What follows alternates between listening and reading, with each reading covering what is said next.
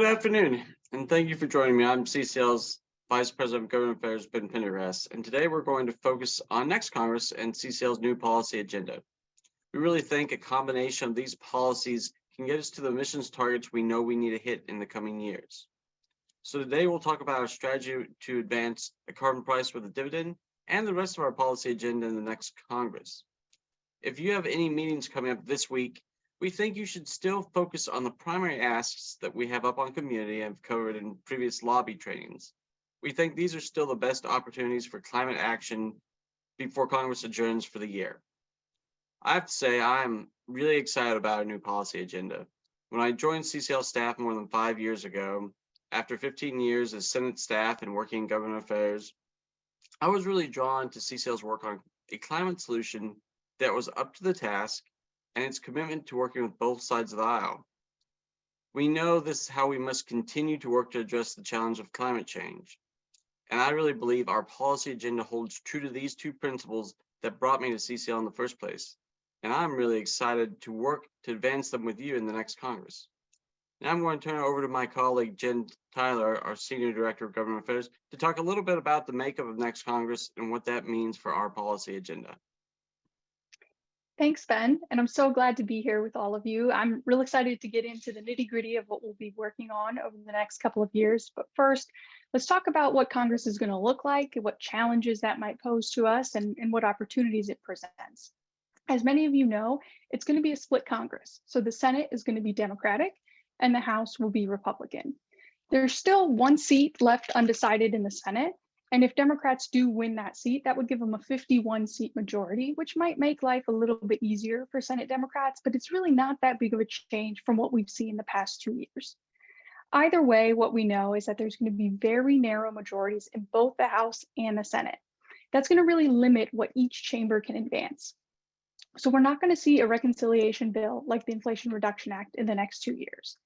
Any legislation that passes through Congress and gets signed into law will have to have true bipartisan support in both chambers of Congress. Now, when I say true bipartisan support, I don't mean a few Republicans or a few Democrats. In the House, it has to have a majority of the majority. So the majority of Republicans in the House will have to support it. So it really has to have significant bipartisan support. My takeaway of all this is that I think this is the Congress we were built for. There's so many other groups, especially in the environmental space, but all around, that are backing away right now. It's too tough for them, they think, to build bridges between Republicans and Democrats. They're turning to the state level, the local level, forgetting about Congress, but not us. This is what we were built to do. This is our bread and butter. We've been working on building these bipartisan relationships. Now's our time to really capitalize on it. So diving a little more deeply into what Congress is going to work on next year and the following year, the Senate, we're going to see them really focus on confirming political appointees and judges for President Biden. The House is going to do a lot of oversight and investigations on a wide range of topics, but both chambers are going to have to focus on the Farm Bill. That's going to be a major legislative vehicle for some of the natural climate solutions and a bunch of different agricultural policies. The biggest bipartisan opportunities in the climate space over the next couple of years are going to be permitting reform and natural climate solutions. So with that, I'll turn it over to Ben and we can finally get into exactly what our legislative strategy is going to be like for the next couple of years. Thanks, Jenn. And talking more broadly about our federal legislative strategy, I'll reiterate what Jenn said. We are really well positioned to work with both Republicans and Democrats because we never walked away from working in a bipartisan way, even when we were focused on the reconciliation process. I want to again drive home that our policy priorities will reduce and mitigate emissions and allow us to work with both parties in new ways. And that these policies are complementary and actually reinforce each other. I also want to take just one more look at the emissions reductions estimates that the research team put together. I think that chart on the next slide really shows that these policies in concert can get us to where we need to be in the next couple of years.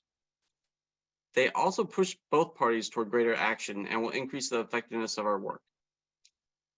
One of the greatest benefits of our strategy is that these different policies can be prioritized at different times. Sometimes it will be strategic to focus on some of these areas and not others, or focus with specific offices. In this way, we can work to advance climate action on multiple fronts and leverage your work in every state and district. Here's some examples. Take a Republican district where we can be working to educate and gain support in the community for a carbon price with a dividend, while working with the member of Congress to push them to take action on some of our forest priorities where we might have more immediate progress. A good example in a Democratic district with a member of Congress who already supports a carbon price, well, they might need to hear from us why we need to make it easier to build clean energy projects that makes a carbon price more effective once it is enacted. With these policies, we will be making progress on climate with almost every member of Congress, and we will be that much more effective. In addition to and in support of our policy priorities, we will support the House Conservative Climate Caucus as it works to educate Republicans in the House on climate issues. We'll support the House Bipartisan Climate Solutions Caucus as it gears up to launch in the new Congress. It was a vital place for bipartisan dialogue in the past, and it will be again in the next Congress. We will also support the continuing work of the Senate Climate Solutions Caucus as they continue to endorse bills and really lead on the Senate side. Now, we still need focus. We will be most impactful if we focus on a limited number of bills in each area that are the most effective and that we can build a winning coalition around. Think 5 to 10 bills, not 20. Lastly, you may have noticed Congress rarely moves standalone bills. Things usually get wrapped up into big packages, and with these policies, it will likely be no different. Now I hand it back over to Jen to get into some of the more specific policy areas, starting with the carbon price. Thanks, Ben. So I'm glad I can start with my favorite topic, carbon pricing. First, I want to highlight how far we've come. I know Madeline's highlighted this, and so has Dana, but we really have come so far, especially in the past couple of years working to get the Inflation Reduction Act passed, but working on a carbon price. We got up to 95 co-sponsors of the Energy Innovation and Carbon Dividend Act. And amongst bills introduced in Congress, that's a tremendous amount of co-sponsors. There's very few bills that get to that level in any chamber. And then we got 49 votes in the Senate, 49 senators willing to pass a carbon price. That is just huge.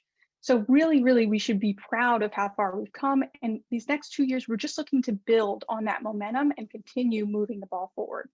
So diving into the dynamics for advancing a carbon price next Congress, as I mentioned before, it's a split Congress. So we're not going to be able to advance a reconciliation type bill. There's also the issue of high and volatile energy costs, which are still an ongoing issue internationally, and it's becoming a political obstacle. It has been the past couple of years in Congress. We've also seen unprecedented investment in clean energy driven by the Inflation Reduction Act and also by global fossil fuel cost increases. Some of these new dynamics are obstacles. I think we can call it how it is. But those same obstacles are going to give us new opportunities to build support for a carbon price in different ways than we have before. So we're going to keep pushing carbon pricing policy forward in effective ways that will allow us to get it across the finish line as soon as the opportunity presents itself. So let's get into exactly what is that strategy for the next Congress to move the ball forward on carbon pricing. Well, one, we're going to continue our support for what we love, carbon fee and dividend.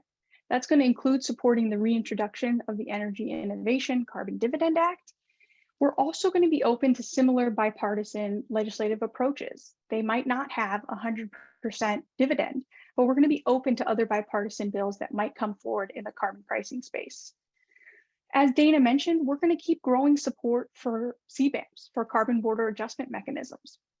That's going to be a gateway to carbon pricing. Particularly, it's capitalizing on the international angle that's appealing to Republican member of Congresses, and it also works well with the current fuel cost issue. And lastly, we're going to keep doing what we do best, and that's grasstops and grassroots community education on carbon fee and dividend.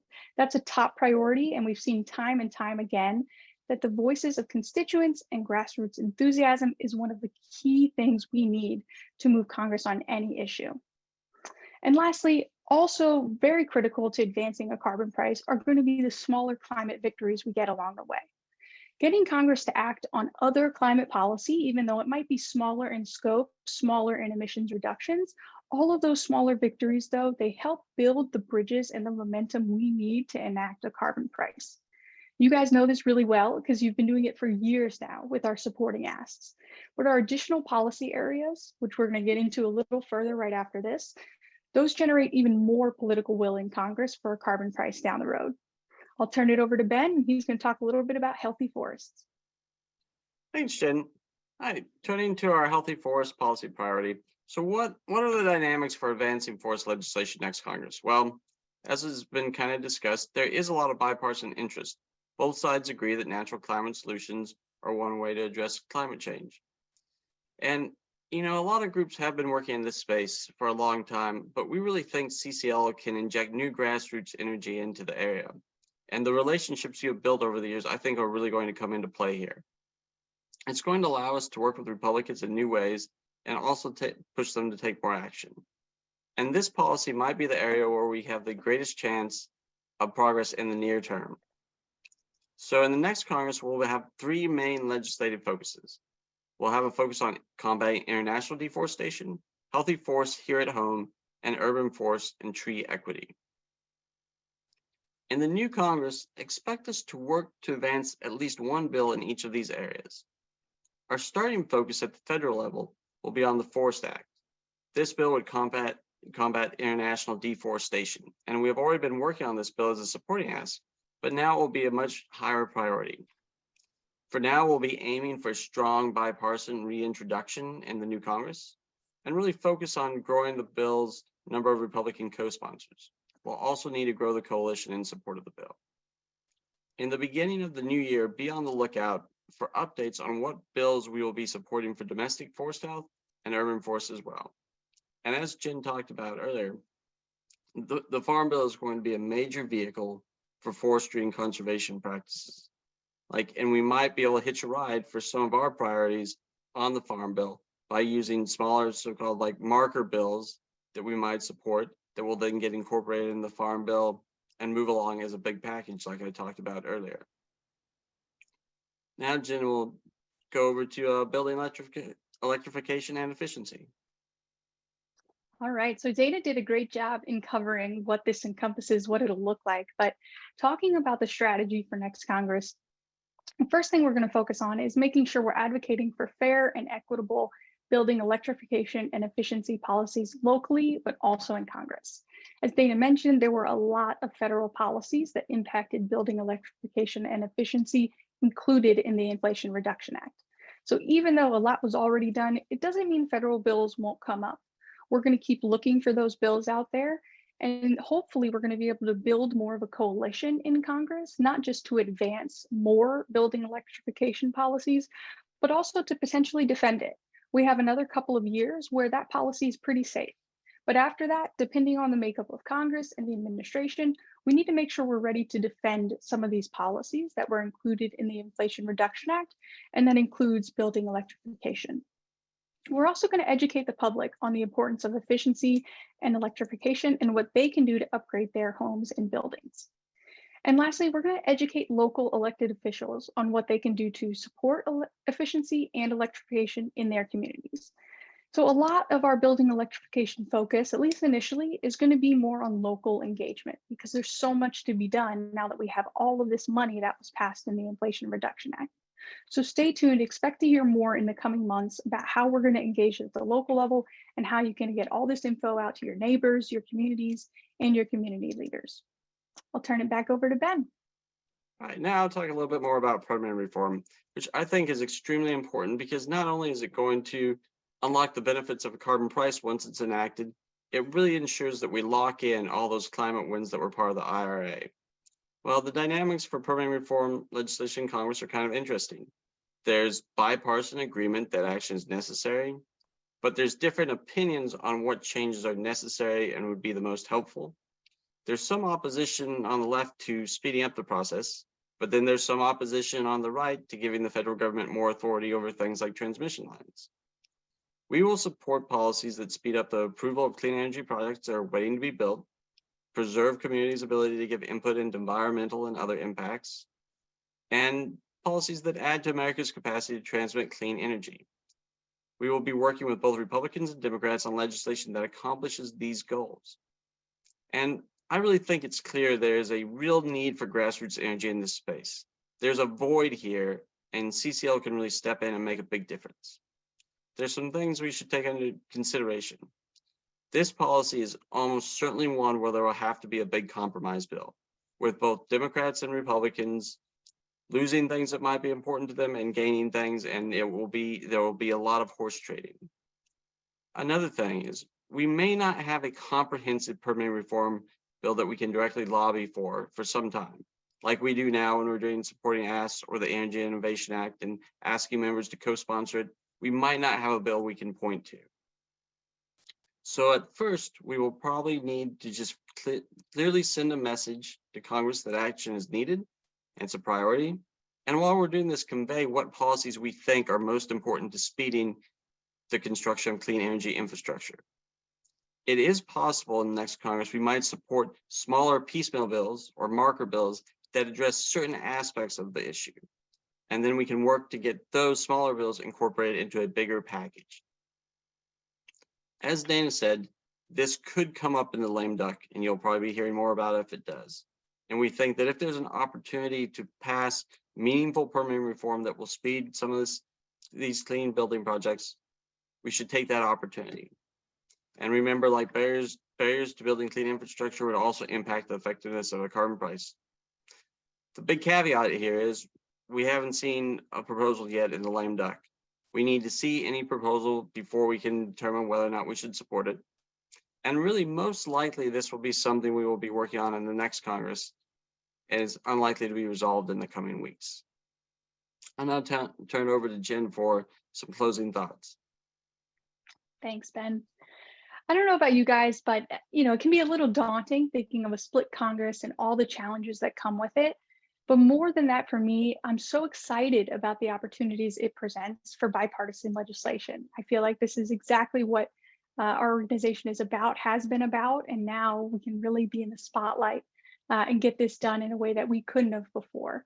And our new policy agenda, I'm thrilled to push that forward. Many of you know I was a staffer on the Hill before I came here. I worked for a moderate Republican. And there was one day when my boss came into the back office after meeting with CCL volunteers, and he told me to stop everything I was doing and instead to get him a ton of info on CCL's carbon pricing policy. Once he left the back office and I grumbled about having to drop all my tasks, our whole ledge team started talking about how CCL volunteers had been more effective at engaging our boss than almost any lobbyist or advocacy group, including those who were tied to huge corporations. They had all the resources in the world, but these CCL volunteers were able to reach him in a totally different way. And someone made the comment that if CCL volunteers were this effective with carbon pricing, imagine how much they could also get done if they worked on other climate policies as well. Well, you guys have been building up the capacity and the know-how to do just that for several years, and this coming Congress is our chance to put that on display. Our work to advance carbon pricing, healthy forest, permitting reform, and building electrification policy combined is going to get us to net zero. I was so impressed with you all with CCL volunteers when I was on the Hill. Now I'm so excited to be working alongside you as we enter this new phase with an ambitious and strategic policy agenda. And I will stop there, and hopefully we can take a couple of questions if we still have some time. Thanks, Jen and Ben. That was a great starter to the conversation. Of course, there are tons of questions, and we have about 6 minutes available to us, or 7 for questions. So you touched on this, but of course, the top voted question, with House Republicans coming into the majority, what can we do to get them to support climate legislation that the Democratic Senate will also support? Yeah, I think we start. Oh, sorry. I think we should start and focus on the issues that I know we can build bridges with them on. So thinking of some of our new policy areas or some of our additional policy areas, healthy forestry policy, natural climate solutions, those are areas that Republicans have typically been leading on for many, many years. And also CBAMs. We started working on this after our June lobby day, and CCL volunteers had tremendous conversations with Republicans in the House and the Senate, but that's an issue that Republicans are very engaged on in the Senate and the House. So the more we can talk to them on some of these issues that already appeal, we can start building those bridges, strengthening those relationships, and ultimately moving climate policy forward in a way that they're open to and engaged on. Thank you. And what is the best way to talk to Republicans and really opening this conversation? Well, we've always thought it's a really good place to start where they are. Start with the district and the state you're in, the climate impacts that you're seeing, and tie it directly back to industries in the state and some of the benefits around climate action. I mean, one of the things we've really seen with the IRA, a lot of these benefits from that bill are going to flow to more rural districts and to some particularly red ones. And so that's a great place to start some of this conversation, talk about the aspects of jobs in the district and also the national security implications. We've certainly seen with everything going on this year, with the things going on in Ukraine and so forth, like energy is a national security issue. And I think most Republicans do see that. Thanks for bringing up national security, because that also has been a theme that's been running through some of these questions from our volunteers. Another question that I've seen around carbon pricing, there's one question of what does the role of state level carbon pricing policies have towards our advancing a national carbon pricing agenda?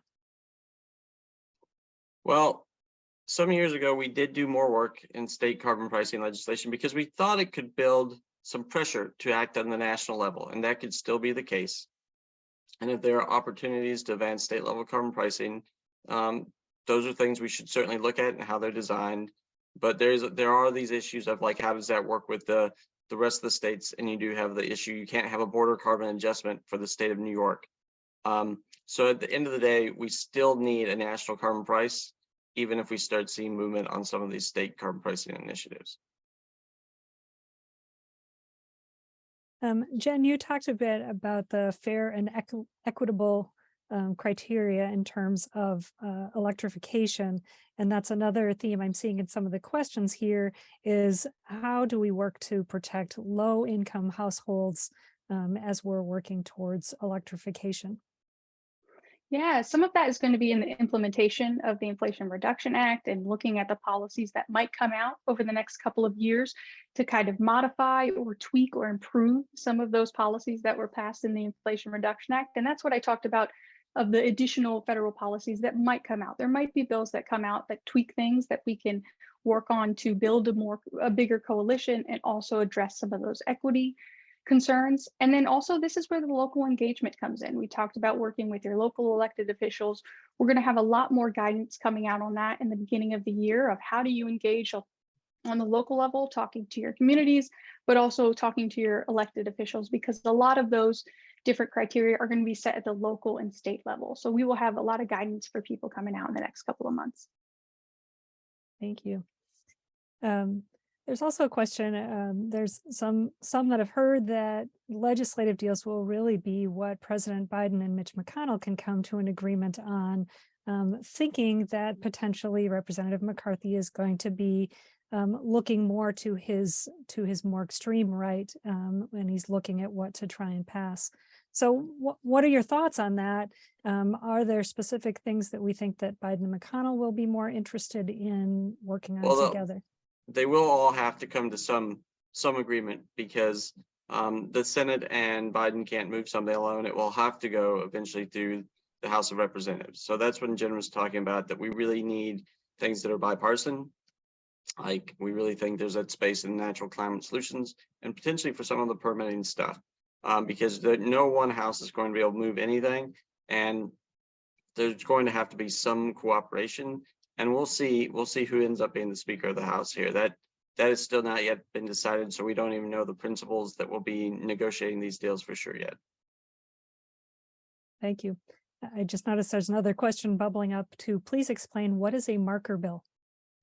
A marker bill is a bill that you put out there, you introduce, you use it as a vehicle to gain co-sponsors, show support for something, but you don't necessarily expect it to pass on its own. You expect it to get wrapped up in something like a big reconciliation package, or like the omnibus bill we'll see at the end of the year now, or a future like farm bill. So it's a vehicle to show you something has enough support that leadership should include it in a bigger package. All right, and we have just 1 minute left. So the big question that keeps being asked, do we think that the Energy Innovation and Carbon Dividend Act has a chance of being reintroduced in the next Congress? Absolutely. We fully expect it to be reintroduced. We're still waiting on additional details and we'll know more when we get closer to it. But as soon as we have a bill, obviously everyone will be alerted. But we're also keeping our eyes open for other carbon pricing bills that will be hopefully introduced in the next year. Okay, thank you, Ben and Jen. That was delightful. And thank you also to Dana, who went earlier. I hope that you've enjoyed the conference so far and that you found it useful to your work as climate advocates. I think you can tell from what you've heard already that the staff loves working with you and supporting you. And we're continually in awe of how much time, creativity, and financial support you give to the organization. You make us what we are. So most of this event today is focused on our work together. And now we're going to take just a couple of moments to ask you to think about the financial side of our organization. As you probably saw, our annual year-end fundraiser is off to a great start. We launched it on Giving Tuesday. And this year, we aim to raise $1.5 million by December 31st in order to hit the ground running and secure more climate victories in 2023. And I love our campaign theme, the best lobbyists that money can't buy. That's you. So you might have seen our blog series highlighting some of our favorite stories of the things you're out there doing. When you give to CCL or CCA, you support the organization that supports people like this. Like Maryland CCLers Cliff Strawich and Jeff Turner, who gave so many Rotary talks on the East Coast that the Rotary Club of Washington, D.C. and the National Park Service actually dedicated 2 trees in their names, which were planted as part of the Trees for the Capital program. And there's the volunteers of Bainbridge Island, Washington, who built a homemade phone booth to use in their tabling events. And people go inside the bright red phone booth to make calls to their members of Congress using the scripts taped inside. And then there's Pete Hogg of the Palouse Region chapter in Idaho, who published an op-ed in the Moscow Pullman Daily News. And he described his transformation from a citizen who's skeptical of lobbying to a volunteer determined to make his concerns about climate change known.